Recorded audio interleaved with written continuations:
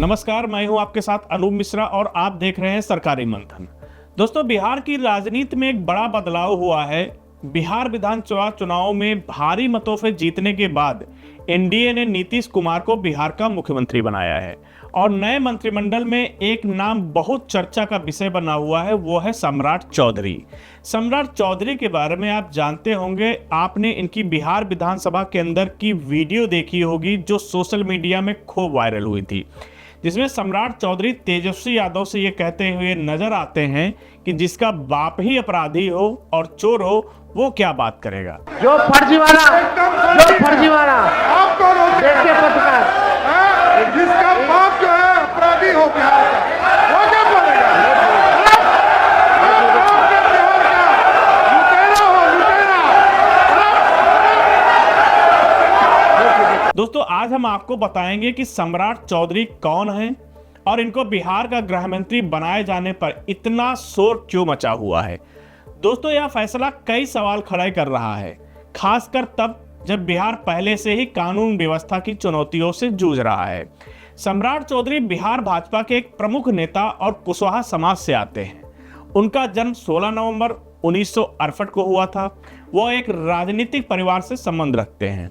उनके पिता शकुनी चौधरी कई बार विधायक और सांसद रह चुके हैं। सम्राट चौधरी ने 1990 में सक्रिय राजनीति में कदम रखा और 1999 में बिहार सरकार में कृषि मंत्री रहे। सम्राट चौधरी का राजनीतिक कैरियर कई महत्वपूर्ण पड़ाव और पार्टी बदलाव से भरा हुआ रहा है। उन्होंने विभिन्न राजनीतिक विचारधाराओं का प्रतिनिधित्व किया है, इसलिए सम्राट चौधरी को एक दल बदलू नेता के रूप में भी जाना जाता है। चलिए आपको बताते हैं कि किन किन पार्टियों के साथ सम्राट चौधरी रह चुके हैं, किन किन से साथ उनका नाता रहा है। सबसे पहले राष्ट्रीय जनता दल आरजेडी की बात करते हैं। उन्होंने अपनी राजनीतिक यात्रा की शुरुआत 1990 के दशक में की थी और वह लंबे समय तक लालू प्रसाद यादव की राष्ट्रीय जनता दल आरजेडी के साथ जुड़े रहे। 1999 में वह राबड़ी देवी सरकार में कृषि मंत्री बने थे। यानी कि ये कहा जा सकता है कि सम्राट चौधरी ने लालू के जंगल राज में काफी भूमिका निभाई है। दूसरे नंबर पर जनता दल यूनाइटेड जेडीयू आता है। आरजेडी से अलग होने के बाद वो जनता दल यूनाइटेड में शामिल हो गए। इस दौरान वह नीतीश कुमार के काफी करीबी माने जाते थे। इन्हें 2014 में शहरी विकास और आवास मंत्री बनाया गया था। वर्तमान में भारतीय जनता पार्टी बीजेपी 2018 के आसपास उन्होंने जेडीयू को छोड़कर भारतीय जनता पार्टी का दामन थामा। बीजेपी में शामिल होने के बाद उनकी स्थिति लगातार मजबूत होती गई। 2023 में उन्होंने बिहार भाजपा का प्रदेश अध्यक्ष बनाया गया और वर्तमान में वह बीजेपी के कोटे से बिहार के गृह मंत्री बन चुके हैं, जो अपने आप में एक बहुत बड़ा दायित्व है। उनका यह लंबा और परिवर्तनशील राजनीतिक सफर ये दर्शाता है कि वह बिहार की राजनीति में एक ऐसे नेता हैं जो विभिन्न विचारधाराओं के तहत महत्वपूर्ण मंत्रालयों और पदों पर रह चुके हैं। अब इन पदों पर रहते हुए उन्होंने कुछ काम किया है कि नहीं, ये तो बिहार की जनता ही ज्यादा बेहतर जानती होगी। अब बात करते हैं सम्राट चौधरी के आपराधिक इतिहास की। दोस्तों, सम्राट चौधरी के गृह मंत्री बनने के बाद उनके आपराधिक इतिहास को लेकर विवाद गहरा गया है। चुनाव प्रचार के दौरान जन स्वराज पार्टी के संस्थापक प्रशांत किशोर पीके ने उन पर गंभीर आरोप लगाए थे। प्रशांत किशोर के अनुसार सम्राट चौधरी 1995 के तारापुर हत्याकांड मामले में अभियुक्त थे, जिसमें कथित तौर पर 7 लोगों की हत्या हुई थी। यानी आपको बता दें कि जिस प्रदेश का गृह मंत्री बनाया गया है, उस प्रदेश में गृह मंत्री के ऊपर 7 लोगों की हत्या का आरोप लग चुका है। प्रशांत किशोर ने यह भी दावा किया कि इस मामले में सम्राट चौधरी ने खुद को नाबालिग बताकर झूठा हलफनामा दिया था, जिसके आधार पर उन्हें जेल से राहत मिली। उनका दावा है कि उस समय उनकी उम्र लगभग 26 साल थी। उन पर शिल्पी गौतम बलात्कार और हत्याकांड मामले में भी संदिग्ध अभियुक्त होने का आरोप प्रशांत किशोर ने लगाया था। हालांकि सीबीआई ने बाद में क्लोजर रिपोर्ट दाखिल कर इसे आत्महत्या बताई। इन सभी आरोपों का जवाब में सम्राट चौधरी का कहना है कि उन्हें इस मामले में न्यायालय द्वारा पहले ही निर्दोष घोषित किया जा चुका है। उनका कहना है कि 1995 में तत्कालीन लालू यादव की सरकार ने गैंगवार बताकर उनके पूरे परिवार को झूठे मामलों में फंसा दिया था।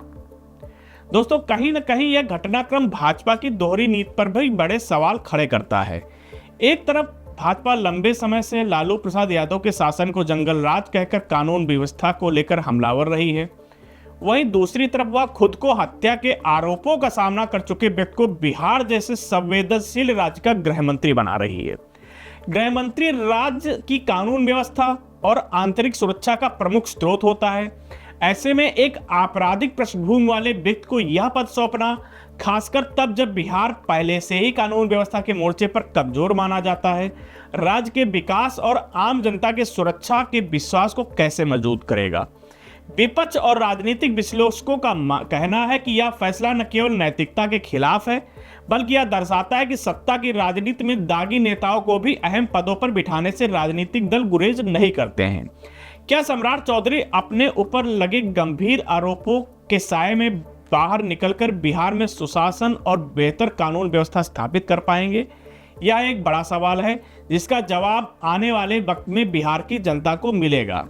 सबसे बड़ी बात यह है कि जिस सुशासन बाबू के नाम से नीतीश कुमार जाने जाते हैं, तो जब आज के समय में उनके पास गृह मंत्रालय जैसा बड़ा पद नहीं है, उस स्थिति में क्या सुशासन बाबू अपनी उस छवि को बरकरार रख पाएंगे? क्या बिहार में भाजपा के दबाव में नीतीश कुमार ने गृह मंत्री जैसा बड़ा पद अपने सहयोगी पार्टी को दे दिया है? क्योंकि अभी तक जितनी बार भी वो मुख्यमंत्री रहे हैं, गृह मंत्री जैसा पद हमेशा नीतीश कुमार के पास ही रहा है, और जिसका असर भी आपको देखने को मिला है कि बिहार में जंगल राज से लोगों को मुक्ति मिली है। आगे क्या होगा ये समय बताएगा, लेकिन भविष्य की जो परतें हैं वो अभी से पता लग रही है कि किस ओर मुड़ने वाली हैं। आप इस मुद्दे पर अपनी राय हमें जरूर कमेंट करें। मिलते हैं आपसे किसी और वीडियो में किसी और टॉपिक के साथ। नमस्कार।